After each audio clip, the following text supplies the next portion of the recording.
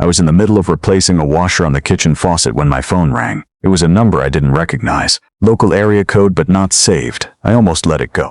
My hands were wet and I was already frustrated because the hardware store had given me the wrong size fitting, and I was in that particular mood you get when a small job has stretched into a Sunday afternoon. I picked up anyway. "Is this Harold?" The voice was a woman's, maybe mid-50s, a bit clipped, professional even on a weekend. "It is," I said. "My name is Sandra Birch. I'm the home inspector you hired for the property on Connaught Drive. I'm sorry to call on a Sunday, Mr. Voss. I'm still on site and I need you to come out here. But I'd ask you not to bring anyone else with you just yet. Come on your own if you can." I set the wrench down on the counter.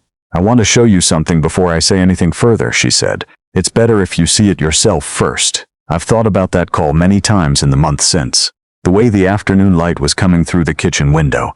The way the dripping faucet kept its rhythm while I stood there trying to understand what a home inspector might find that required me to come alone. My name is Harold Voss. I'm 53 years old. I live in Kelowna now, but for 28 years I lived with my wife Carolyn in a split level on Connaught Drive in Kingston, Ontario, in a neighborhood of big maples and cracked sidewalks and houses that had been updated in pieces over the decades. Carolyn had passed away 22 months before that Sunday. Pancreatic cancer. Diagnosed in October and gone the following March. We had been given 6 months and she had used every one of them in a way that I still find difficult to describe without feeling like my words are too small for what she actually was. After she died, I couldn't bring myself to sell the house. Not right away. I moved into the spare bedroom for a while because I couldn't sleep in hours. Her reading list was still on the nightstand. A library book she hadn't finished was still on the kitchen counter with a receipt for a bookmark. I left it. The librarians eventually stopped expecting it back, or maybe they wrote it off. I don't know. I paid the fine without asking. Our youngest, a son named Theo, had been after me for a year to move closer to him and his family in Kelowna. He and his wife had 2 kids I was missing growing up. He was right. I knew he was right, but selling the house felt like closing something I wasn't ready to close. By the second winter, I'd decided. I listed with an agent in the spring. The sale moved quickly, faster than I expected, and the buyers had requested a home inspection as part of their conditions. Standard. I'd hired Sandra Birch based on a recommendation from my agent. She was supposed to be thorough. She had a reputation for finding things other inspectors missed. I had given her a key and told her to start without me on the Sunday while I was dealing with what I'd thought was a minor plumbing issue. I drove to Connaught Drive with the radio off. Sandra was standing in the driveway when I pulled up. She was a compact, no-nonsense woman with gray-streaked hair pulled back and a tablet in her hand. She nodded when she saw me and waited for me to reach her before she spoke. "I found something," she said, "in the crawl space below the den addition. The addition your wife built about 12 years ago."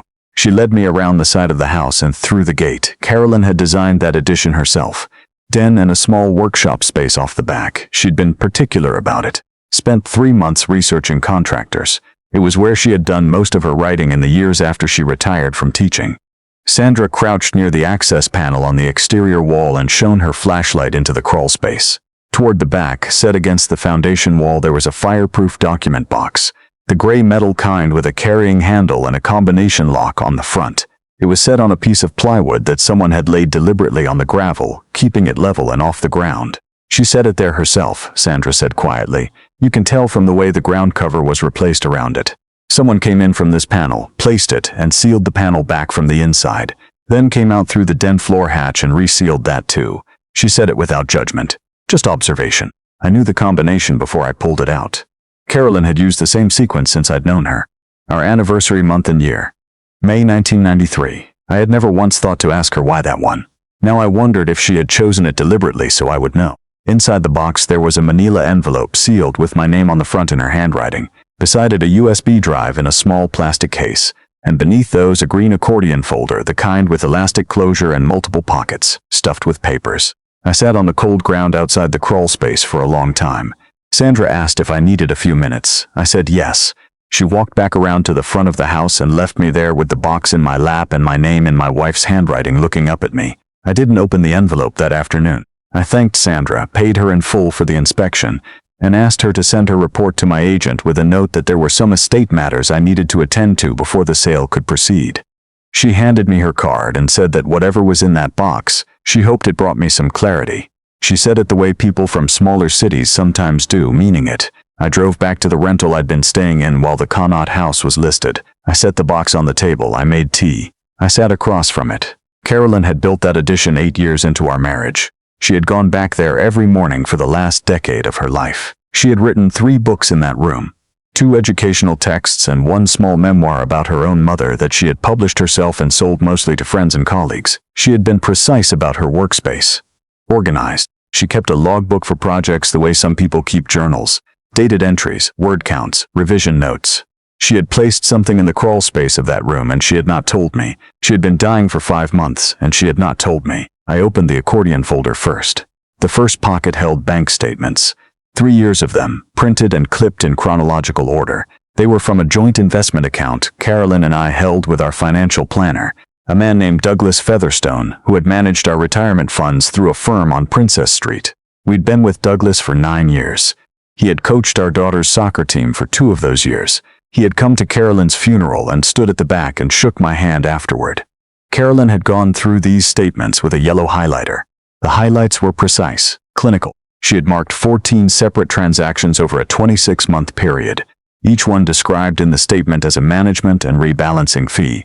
Together they totaled a little over $74,000. In the margin beside the first one, in her small, neat handwriting, she had written, "Not in our fee schedule. Check original contract." The next pocket held a copy of our original investment management agreement. She had found it in the filing cabinet we kept in the den. I recognized it. I had signed it. Carolyn had annotated it in the margins throughout. On page 6, she had drawn a box around a paragraph and written, "This language does not authorize what he's claiming. Discretionary rebalancing has a defined limit. These amounts exceeded by a factor of 3.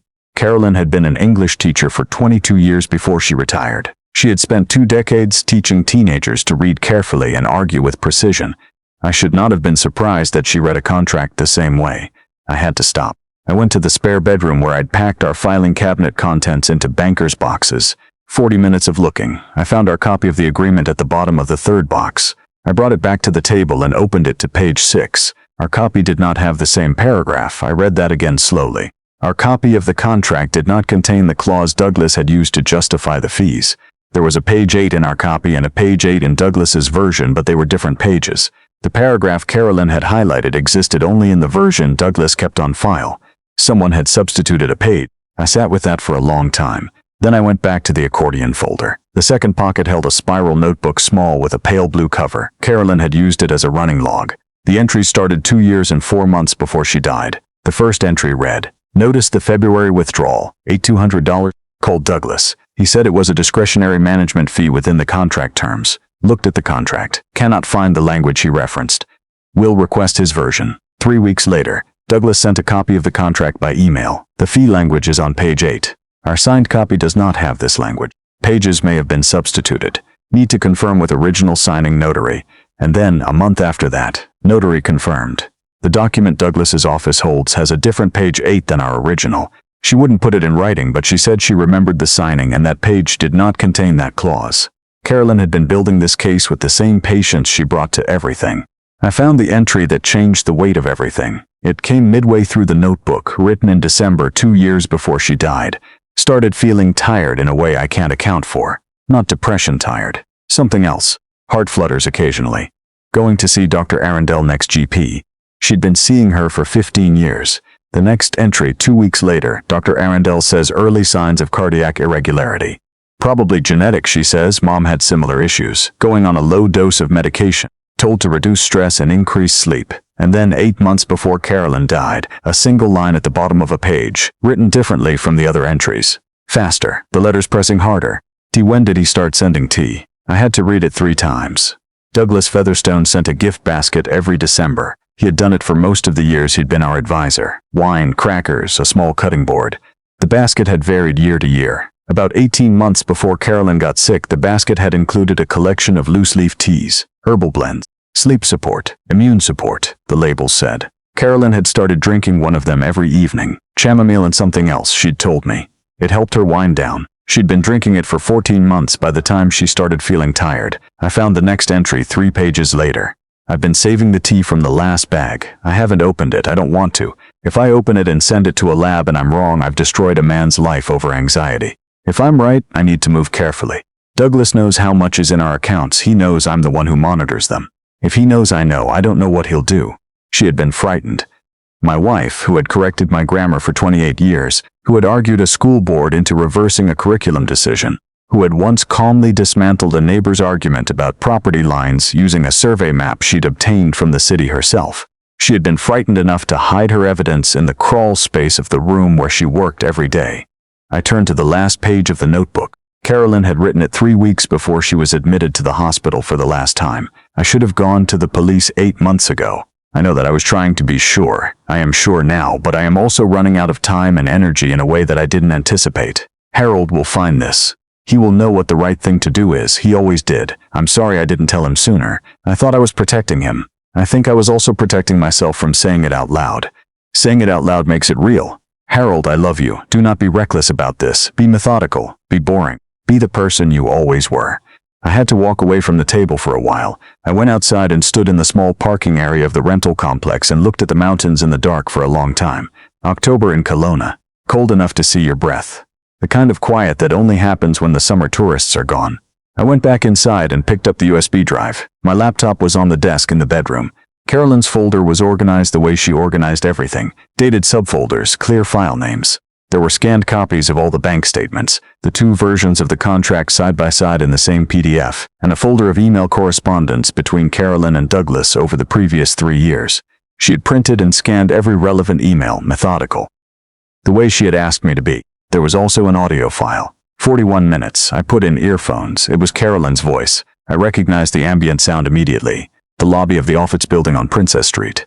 She had recorded the meeting on her phone. She had met with Douglas 4 months before she died, and she had not told me about the meeting. I want to be careful about how I describe what I heard because it matters to get it right. Douglas did not confess. He was too careful and too practiced for that. But when Carolyn walked him through the fee discrepancies, when she placed the 2 versions of the contract on the table and asked him to explain the difference, his response was not the response of someone who had made an innocent administrative error. He talked around it. He used jargon. He suggested that Carolyn might be misreading the fee structure, that investment agreements were complex documents, and perhaps she should have her accountant review it, rather than trying to interpret it herself. At one point Carolyn said calmly, "Douglas, I've had our original version compared against yours by the notary who witnessed the signing. The language on page 8 is different." There was a silence. Then Douglas said, "I think there may have been a version control issue when the document was digitized. I'd need to look into that with the office," Carolyn said. "And the tea you sent last year, can you tell me what was in it, the exact blend?" Another silence. Longer. Douglas said, "It was a product from a local supplier. I'd have to look up the order. Is there a reason you're asking?" Carolyn said, "I've had it tested.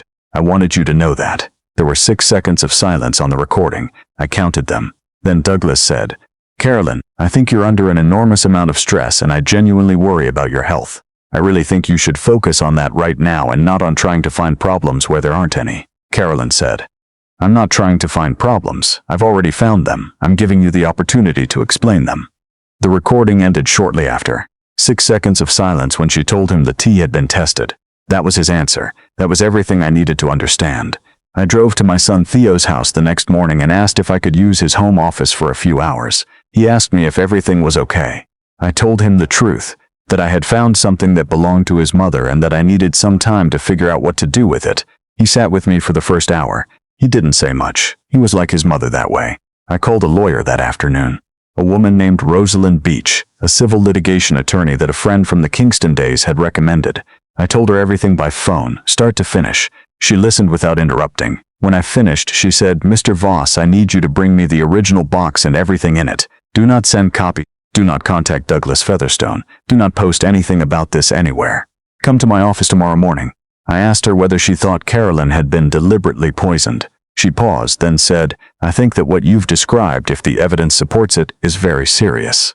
I think we need to let people with the right tools answer that question.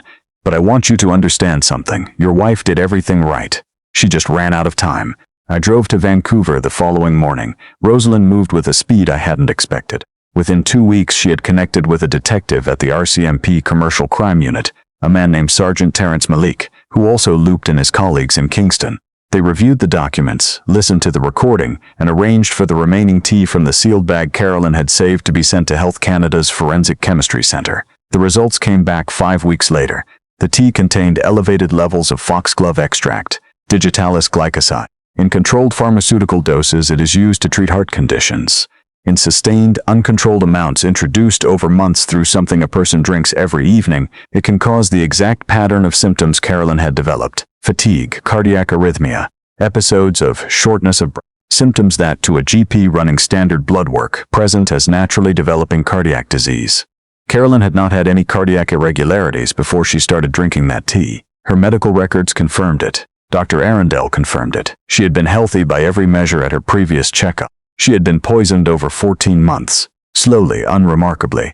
In the privacy of our own kitchen every evening while I sat in the next room and watched the news, Douglas Featherstone was arrested on a Thursday morning in March. The initial charges were fraud over $5,000 and breach of fiduciary duty. The criminal negligence investigation took longer. 7 months. The Crown prosecutor told Rosalind that the financial charges were solid, but that the negligence-causing death charge would be difficult to prove to the criminal standard given the indirect chain of causation. I understood the legal reality. I also understood that understanding something legally and absorbing it emotionally are not the same experience, and that both can be true at once.